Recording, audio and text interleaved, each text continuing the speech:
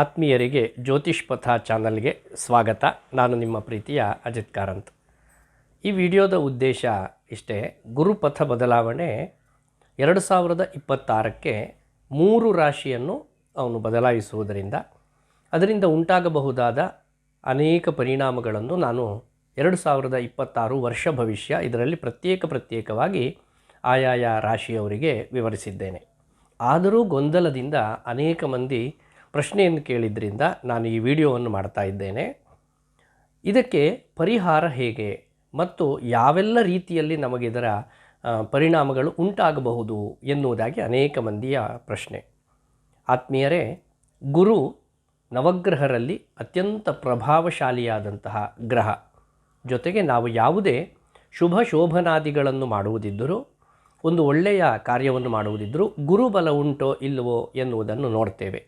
ಅದೇ ರೀತಿಯಾಗಿ ಪ್ರತಿ ವರ್ಷ ಏನಾಗುತ್ತಿತ್ತು ಕೇಳಿದರೆ, ವರ್ಷದಲ್ಲಿ ಒಮ್ಮೆ ಒಂದು ರಾಶಿಯನ್ನು ಗುರು ಸಂಕ್ರಮಿಸ್ತಾ ಇದ್ದ. ಇದರ ಪರಿಣಾಮವಾಗಿ ಒಂದಷ್ಟು ರಾಶಿಯವರಿಗೆ ಗುರುಬಲ ಬಹಳ ಚೆನ್ನಾಗಿಯೂ ಇದೆ, ಇನ್ನೊಂದಷ್ಟು ಜನಕ್ಕೆ ಗುರುಬಲ ಇಲ್ಲ ಇದನ್ನು ಸ್ಪಷ್ಟವಾಗಿ ಹೇಳಬಹುದಾಗಿತ್ತು. ಆದರೆ 2026ನೇ ಇಸವಿಯಲ್ಲಿ ಹಾಗಾಗುವುದಿಲ್ಲ. 12 ರಾಶಿಯವರಿಗೆ ಗುರುಬಲ ಉಂಟು, 12 ರಾಶಿಯವರಿಗೆ ಗುರುಬಲ ಇಲ್ಲ. ಇದು ಬಹಳ ಗಂಭೀರವಾಗಿ ಗಮನಿಸಬೇಕಾದ ಒಂದು ವಿಷಯ. ಒಂದಷ್ಟು ಕಾಲ ಗುರುಬಲ ಉಂಟು ಅಂತ ಭಾವಿಸಿ ಶುಭ ಕಾರ್ಯಗಳಿಗೆ ಸಿದ್ಧರಾಗುವ ಹೊತ್ತಿಗೆ ಗುರುಬಲ ಇಲ್ಲ ಎನ್ನುವಂಥದ್ದಾಗತ್ತೆ. ಈ ಕಾರಣದಿಂದ ಅನೇಕ ಶುಭ ಕಾರ್ಯಗಳು ತಡೆ ಉಂಟಾಗುವಂತಹ ಸಾಧ್ಯತೆಗಳು ಇದೆ.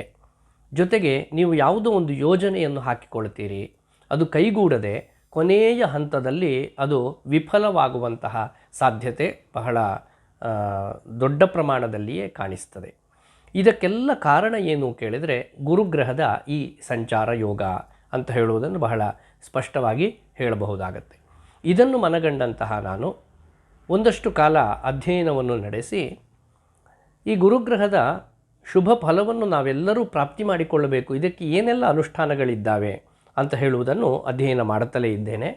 ಒಂದಷ್ಟು ಅನುಷ್ಠಾನಗಳ ವಿಧಾನಗಳು ಬಹಳ ಚೆನ್ನಾಗಿಯೇ ಸಿಕ್ಕಿದೆ. ಅದರಲ್ಲಿ ಅತ್ಯಂತ ಉತ್ತಮವಾದದ್ದು ಮತ್ತು ಅತ್ಯಂತ ಶೀಘ್ರದಲ್ಲಿಯೇ ಫಲವನ್ನು ಕೊಡುವಂಥದ್ದು ನವಗ್ರಹ ಸಹಿತ ಗುರುಶಾಂತಿಯನ್ನು ಮಾಡಿಸಿಕೊಳ್ಳುವಂಥದ್ದು. ಆತ್ಮೀಯರೇ, ನೀವು ಗಮನಿಸಿದ್ದೀರಿ, ನನ್ನ ಈ ಹಿಂದಿನ ಎಲ್ಲ ವಿಡಿಯೋಗಳಲ್ಲೂ ನೀವು ನೋಡಿರಬಹುದು. ಯಾವುದೇ ವಿಶೇಷವಾದ ಶಾಂತಿ ಹೋಮಗಳು ಇದನ್ನು ನಾನು ಹೇಳದೆ ಕೇವಲ ಜಪಾನುಷ್ಠಾನ ಇದನ್ನೇ ಹೇಳ್ತಾ ಬಂದವನು.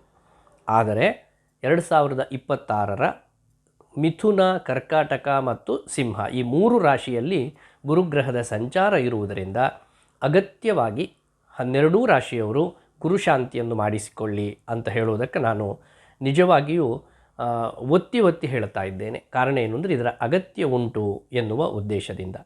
ಈ ಗುರುಶಾಂತಿಯಲ್ಲಿ ಅನೇಕ ವಿಧಾನಗಳನ್ನು ನಾವು ಕಾಣಬಹುದಾಗತ್ತೆ.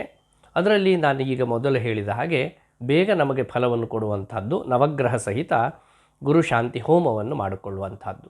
ಇದು ಸಾಧ್ಯ ಇಲ್ಲ ಅಂದರೆ ಎಲ್ಲಿಯಾದರೂ ಸಾಮೂಹಿಕವಾಗಿ ಅಂತಹ ಗುರುಶಾಂತಿ ಸಂಘಟನೆಯಾದರೆ ಅಲ್ಲಿ ಹೋಗಿ ಭಾಗವಹಿಸಬಹುದು. ಜೊತೆಗೆ ಪ್ರತಿನಿತ್ಯವೂ ಕೂಡ ಗುರುಮಂತ್ರಾನುಷ್ಠಾನವನ್ನು ಮಾಡುವಂಥದ್ದು.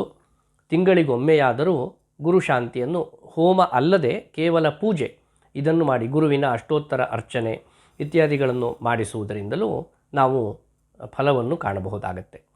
ಆಯಾಯ ಪಂಗಡದವರಿಗೆ ಅವರದ್ದೇ ಆದಂತಹ ಗುರುಪೀಠ, ಗುರುಮಠ ಎನ್ನುವಂಥದ್ದಿರುತ್ತೆ. ಅಲ್ಲಿ ಹೋಗಿ ಗುರುಗಳ ಸಂದರ್ಶನ, ಪಾದಪೂಜೆ ಇತ್ಯಾದಿಗಳನ್ನು ಮಾಡುವಂಥದ್ದು. ಇದ್ಯಾವುದು ನಮ್ಮಲ್ಲಿಲ್ಲ, ಅಂಥದ್ದೊಂದು ಪದ್ಧತಿಯೇ ಇಲ್ಲ ಅಂತ ಹೇಳುವವರಿಗೆ ಗುರು ರಾಘವೇಂದ್ರ ಸ್ವಾಮಿ ಅಥವಾ ಶ್ರೀಧರ ಗುರುಗಳು, ಈ ರೀತಿ ಬೇರೆ ಬೇರೆ ದತ್ತಾತ್ರೇಯ ಇತ್ಯಾದಿಗಳ ಗುರುಪೀಠ ಅಂತ ನಾವೇನು ನಂಬುತ್ತೇವೆ, ಆ ಸನ್ನಿಧಾನಕ್ಕೆ ಹೋಗಿ ನಾವು ಸೇವೆ ಸಲ್ಲಿಸುವಂಥದ್ದು ಕೂಡ ಇದರಲ್ಲಿ ಫಲ ಮತ್ತು ಪ್ರಯೋಜನವನ್ನು ಕಾಣುವಂಥದ್ದು.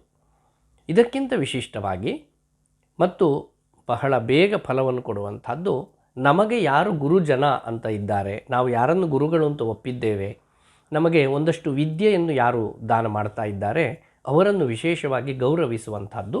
ಇದು ಕೂಡ ಗುರುವಿನ ಅನುಗ್ರಹಕ್ಕೆ ಕಾರಣವಾಗುತ್ತೆ ಎನ್ನುವುದು. ಈ ರೀತಿಯಾಗಿ ಅನೇಕ ಮಂತ್ರಶಾಸ್ತ್ರದಲ್ಲಿ, ತಂತ್ರಶಾಸ್ತ್ರದಲ್ಲಿ ಬೇರೆ ಬೇರೆ ಅನುಷ್ಠಾನ ವಿಧಾನಗಳನ್ನೆಲ್ಲ ಹೇಳಿದ್ದಾರೆ. ಸಮಯ ಸಂದರ್ಭವನ್ನು ನೋಡಿಕೊಳ್ಳುತ್ತಾ ಆಯಾಯ ಸಂದರ್ಭಗಳಲ್ಲಿ ಅದನ್ನು ನಿಮ್ಮ ಮುಂದೆ ನಾನು ಹಂಚಿಕೊಳ್ಳುವವನು ಇದ್ದೇನೆ. ಈಗ ಸದ್ಯಕ್ಕೆ ನಿಮ್ಮ ಅವಗಾಹನೆಗೆ ಇಷ್ಟು. ಸಾಧ್ಯವಾದರೆ 2026ನೇ ಇಸ್ವಿಯಲ್ಲಿ ಪ್ರತಿ 3 ತಿಂಗಳಿಗೊಮ್ಮೆಯಾದರೂ ಸಾಮೂಹಿಕವಾಗಿ ಆದರೂ ತೊಂದರೆ ಇಲ್ಲ, ಒಂದು ಗುರು ಶಾಂತಿ ಎನ್ನುವಂಥದ್ದು ಎಲ್ಲಿಯಾದರೂ ಮಾಡುವುದಿದ್ದರೆ ಅಲ್ಲಿ ತಾವು ಭಾಗವಹಿಸಿ ಗುರುವಿನ ಅನುಗ್ರಹಕ್ಕೆ ಪಾತ್ರರಾಗಿ ಎನ್ನುವುದಾಗಿ ಕೇಳಿಕೊಳ್ಳುತ್ತಾ, ಮುಂದೆ ಈ ಗುರುವಿನ ವಿಶೇಷ ಅನುಷ್ಠಾನಗಳ ಬಗ್ಗೆ ನಾನೊಂದಷ್ಟು ವಿಡಿಯೋಗಳನ್ನು ನಿಮ್ಮ ಮುಂದೆ ಹಂಚಿಕೊಳ್ಳುವವನಿದ್ದೇನೆ. ಅದಕ್ಕಾಗಿ ಇದನ್ನು ಜ್ಯೋತಿಷ್ ಪಥ ಚಾನಲನ್ನು ಸದಾ ವೀಕ್ಷಿಸ್ತಾ ಇರಿ ಎನ್ನುವುದಾಗಿ ಹೇಳುತ್ತಾ ಎಲ್ಲರಿಗೂ ಮತ್ತೊಮ್ಮೆ ಶುಭಾಶಯವನ್ನು ಕೋರ್ತೇನೆ. ಧನ್ಯವಾದಗಳು.